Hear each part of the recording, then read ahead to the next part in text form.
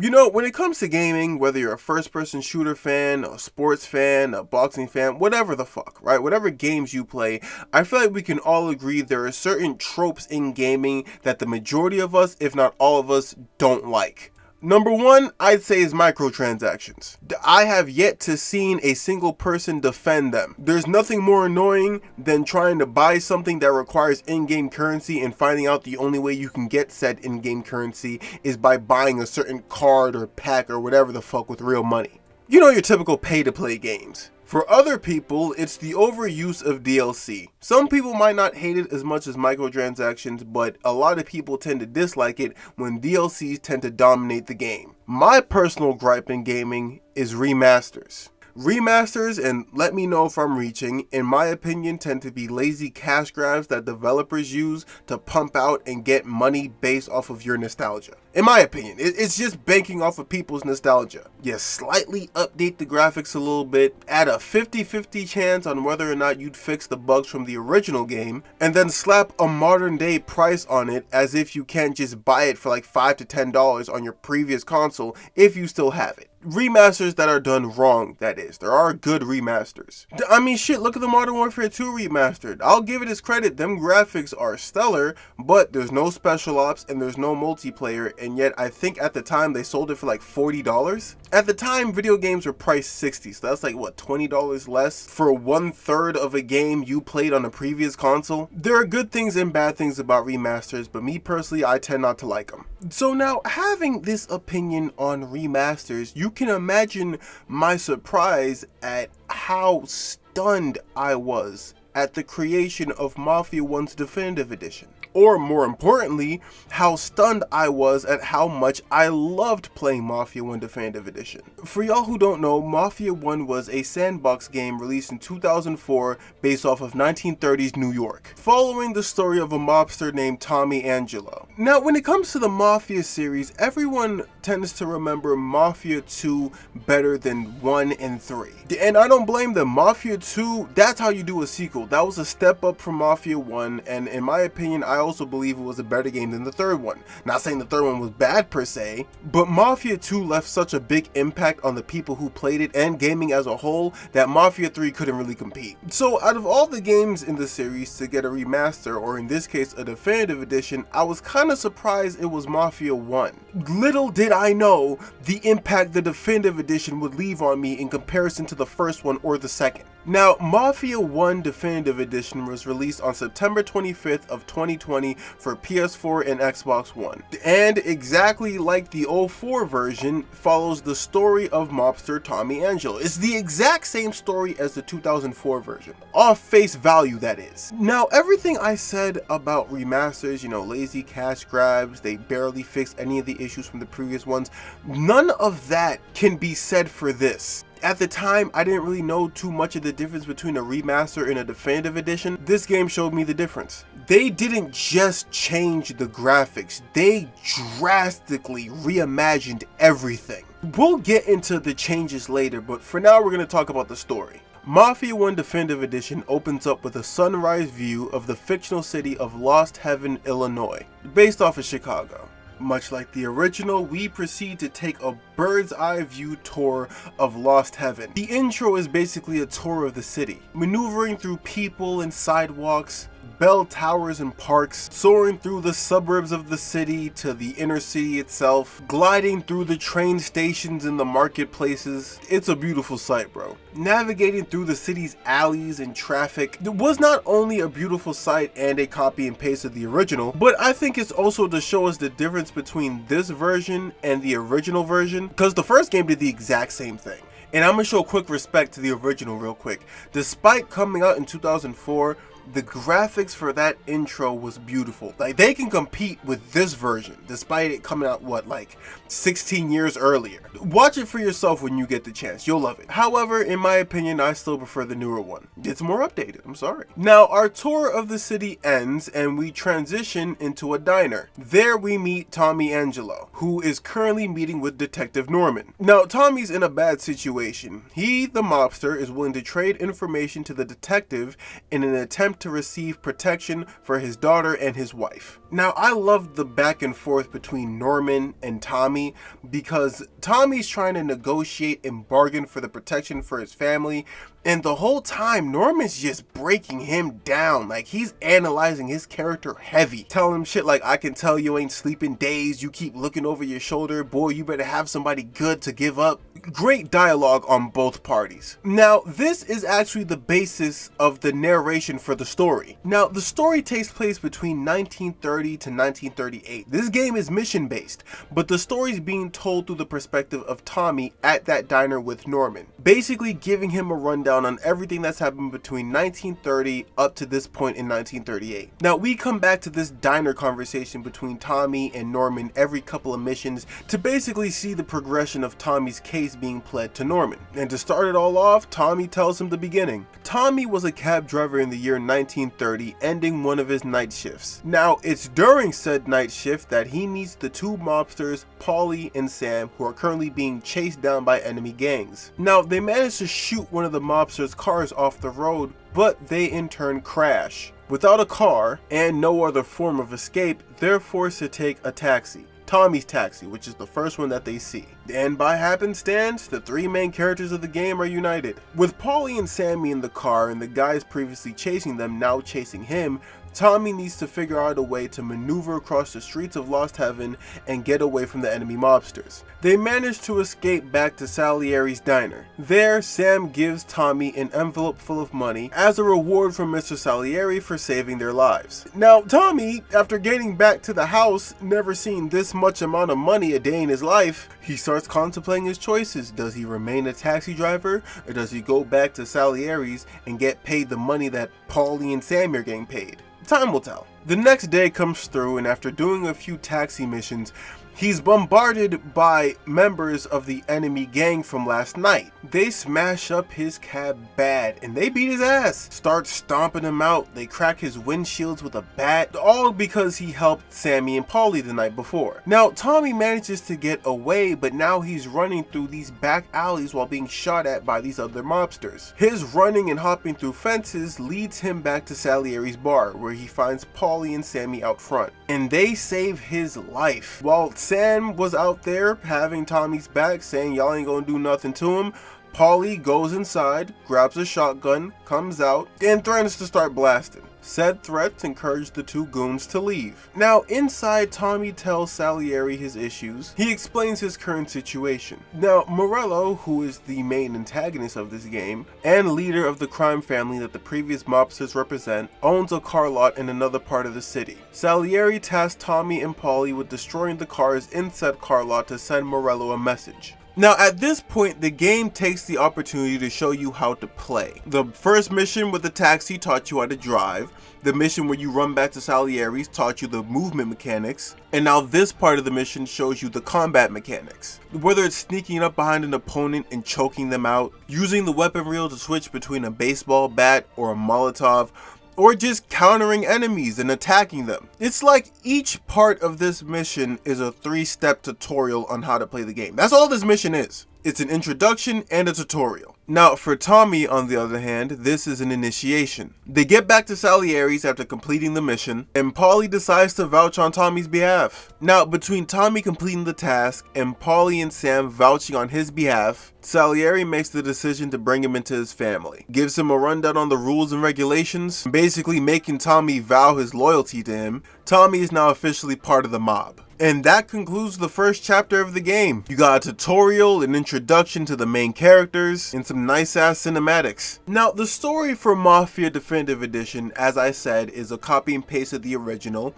And as I said in the beginning of the video, or halfway, the game is told through the perspective of Tommy. These missions are technically flashbacks. He's in a diner with Detective Norman telling him his life story between a certain period and now. Now, because of that scene in the diner, you know that some shit happens that causes Tommy to turn on everybody and run to the police. You just don't know what. It's like you know the ending of the story, but you're still surprised at some of the shit that happens throughout the story. That's one of the main reasons why I love this game. We knew Tommy was gonna flip. The opening cutscene told you that. But the way this story played out, it made you kind of feel hopeful at times.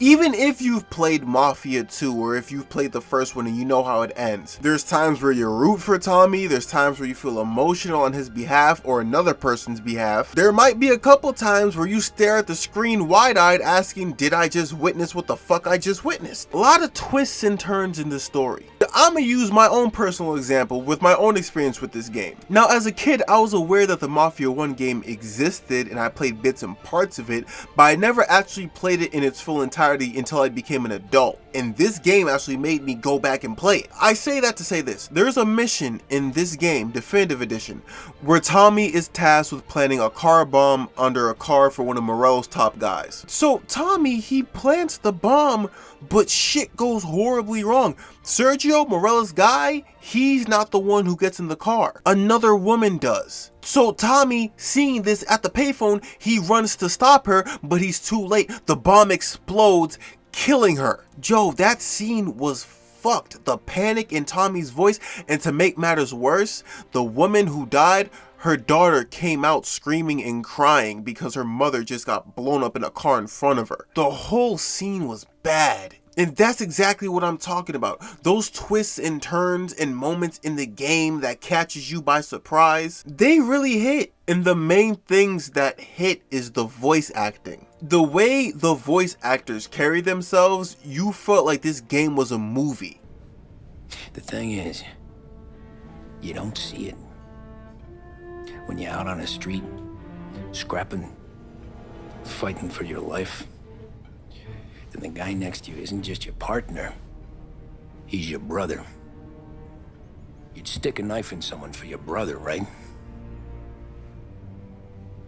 But at night, you lie awake, wondering what he and Adam were whispering about behind the bar. Wondering if your best friend is hungry enough to betray you.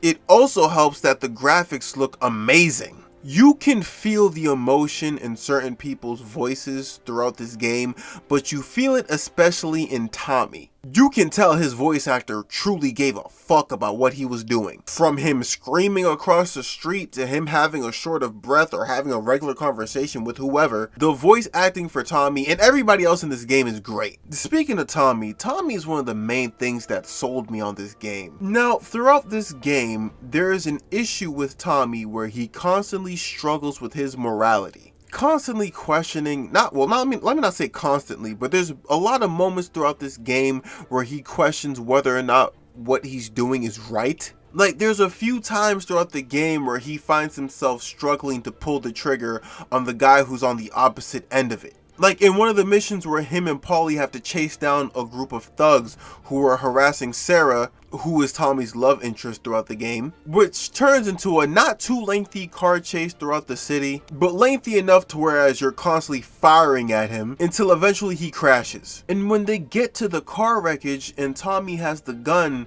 to the driver's head and he's about to pull the trigger, he stops because the dude starts begging for his life. And Tommy, you can see it in his face, he's like, fuck, am I really supposed to kill this guy? And Paulie basically comes in and has to kill him for him and explains to him like, hey, you can't do what you just did because if you were on the opposite end, they would not have that sympathy for you and that you gotta pull the trigger without thinking. Like that conversation, it lingers throughout the game because after this, Tommy does this like 3 or 4 other times. There's at least, I want to say 5 or 6 moments throughout this game, 6 or 7, where you can see he's shaken at what's happening and what he's forced to do. His better nature has a tendency of taking over. And every single time it happens, I promise you, all of it leads up to the ending. Like the final playable mission of this game, all that conflict, all those issues with morality he has,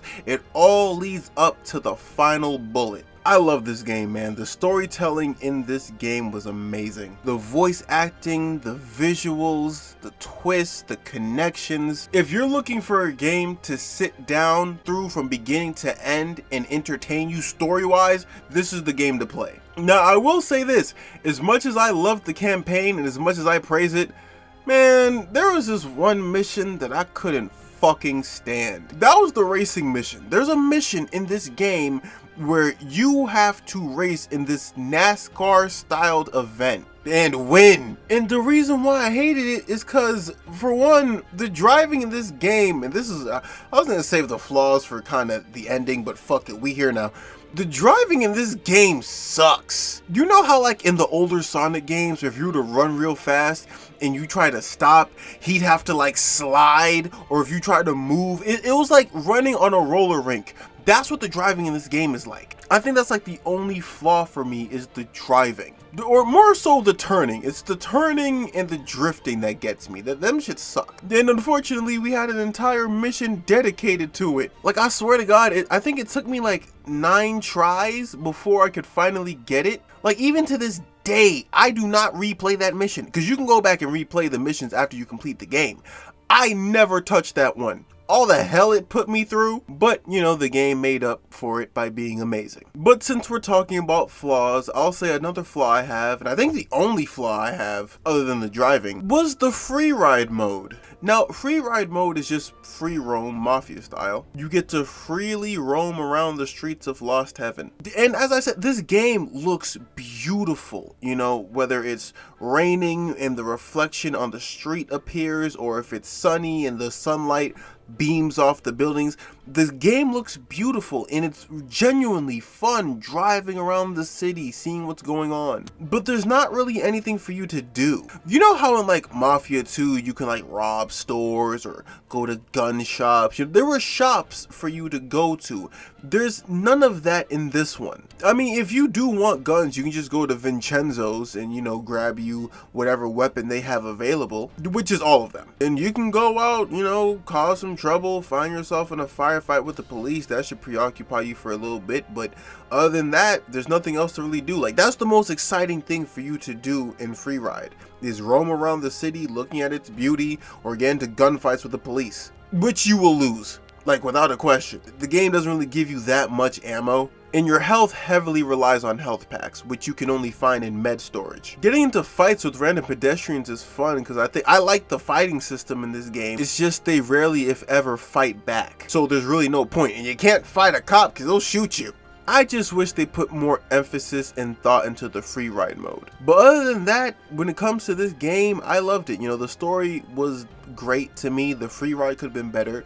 But I'll say the next topic is the gameplay. The gameplay is very well done, in my opinion. It's a typical third-person shooter sandbox game, just like the other Mafia games. I think I heard somewhere that they used the engine they used in Mafia 3 for this one. And if so, great, because I liked the gameplay in Mafia 3, you know, the hand-to-hand combat and the shooting. I didn't have any issues with it, and I didn't really have any issues with this one either. Now, when you do find yourself in a firefight, you have to heavily rely on cover. You can't just be out and about spraying whatever, you know. It's not like GTA where you can have like a bulletproof vest or a fuck ton of, I don't know, health to keep you safe. No, the bullets do damage, so you have to heavily rely on coverage and accuracy to thrive throughout the game. It all blends together fairly well. Now, it's not like Mafia 2 where you can just drive to a destination and that destination is the mission and then the mission is activated.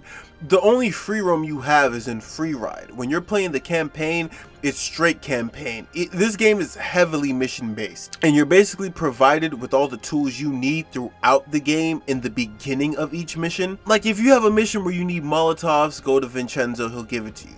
If you have a mission where you need a sawed-off shotgun, go to Vincenzo, he'll give it to you. You see what I'm saying? The tools are provided to you before each mission, and now you have what you need to carry it out. And I don't mind it. Each weapon you get fits accordingly to the mission that you're playing. Except for that mission where you had to go to the airport and you had a sawed-off. That didn't make any sense because I have this short range to mid-range gun, but the airfield, it's so open and the enemies aren't that close to you. They're pretty far. It would make more sense if you had like a pistol or a Tommy, especially since they're using long-ranged weapons. But other than that, all the guns fit accordingly for each mission. Now, speaking of the guns, there's not that wide variety of them other than like a handgun, a revolver, a couple shotguns, and a Tommy. You don't really get any other kinds of guns. I mean, you have a baseball bat, a knife, a grenade, Molotovs. That's really it. The weapons you have in this game is very limited, and it's all stored in a weapon wheel. Now, I will say for the guns, I wish you were able to store more, because for the weapon wheel,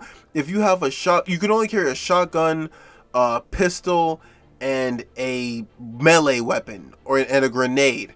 If you have that, you can't carry an assault rifle with you. You have to drop the shotgun, grab a Tommy, and replace it. Same thing with the pistol. If you have a 1911, you can't have that and a revolver at the same time. It's not like GTA where you have a weapon reel that's holding all these weapons. You need to pick what you carry carefully. But that's only really for free ride, so you won't really find yourself doing that too much. But I still wish the weapon reel allowed you to carry more than you could. Think of it like in Max Payne 3, if you have a assault rifle, you can't have a shotgun, even though they did the complete opposite in Max Payne 1. It's not too big of a deal for me, I don't mind, because as I said, each weapon fits accordingly for the mission is provided, but for free roam, I wish it was also done differently. All in all, Mafia 1 Definitive Edition, to me, I loved it. I genuinely think it's probably my favorite entry in the series. I know for a lot of people, myself included, we all considered Mafia 2 the best, and you still can, you know, it's your opinion. Opinions are subjective, but for me, after I beat the game, I replayed it to ensure that what I was feeling wasn't me feeling it because I played it for the first time. And after replaying it for the second time,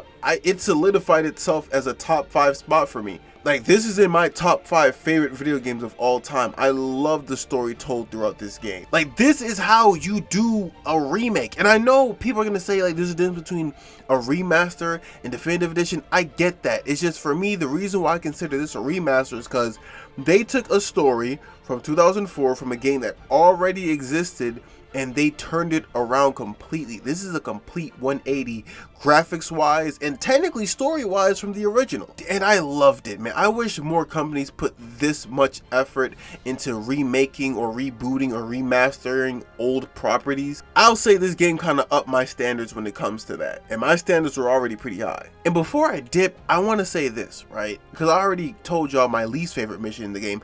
I want to tell y'all my personal favorite. My favorite mission in this game was the shootout in the barn. It's when y'all went to the countryside and you had to save Sam after he got hit by a bullet, and you had to fend off waves of police officers in this barn. That entire mission was great. It's dark, it's raining. Like, before the shootout even happens, you feel suspense. You and Paulie pull up to the scene, you're investigating, you find dead bodies and folders. It felt like a fucked up version of Scooby-Doo, and I loved it. And when the bullets start flying, it just escalates from there. Like, the Paulie thing happened after you guys pull up on the scene and find the bodies and start shooting at, you know, undercover cops and shit. That by itself was an escalation because one of the main characters might potentially die. But what made this mission even crazier was now they're being chased by these Jeep cop cars getting shot at, and now you're in the back of a truck once again defending Sam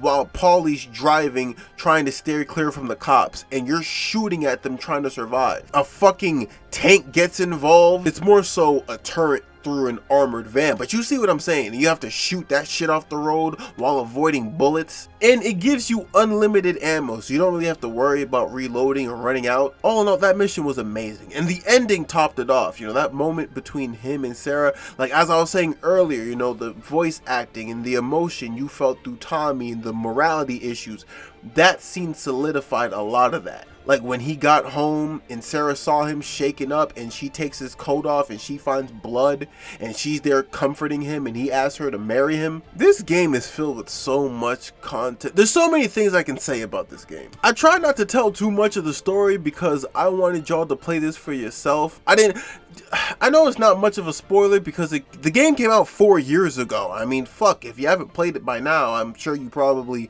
know the ending and the story either way. But if you haven't played it and you haven't thought about it or looked into it, I didn't want to spoil too much. I want y'all to experience what I experienced. So if you ever get the chance, I'll say buy it, play it. I think it's I'm not gonna say it's on sale, but it's nowhere near full price anymore. I think it's like $30, $20 now. If you ever get the chance, play it for yourself and see how you feel about it. And for the people who did play it, I mean, tell me, am I going too far with it? Was it okay? Was it bad? Did you like it, or did you love it as much as I did? I mean, shit, I even love the fucking loading screens. Them shits was cool as hell. It's like every 2 or 3 chapters, he switches up the outfit, and like the light behind him kind of gets dimmer each time. I don't know, I think I'm tripping with the whole light thing, but the outfits definitely change. All that to say, play this game for yourself and see how you feel about it. This is how I felt about the game. But that's all I got for y'all, man. I hope y'all enjoyed this episode of Reggie TV. I'll see y'all in the next one. I'm still trying to figure out what I'm about to do next. You know, I mean, there's a fuck ton of videos I have off the top of my head that I want to do, whether it's Helldivers, Max Payne, GTA 4, another WWE vid. I'm figuring it out, but for now, this is what I got for y'all. I hope y'all enjoy this episode of Reggie TV, and I'm out. Play Mafia Definitive Edition. I think you'd like it, man. I think you're gonna fuck with it.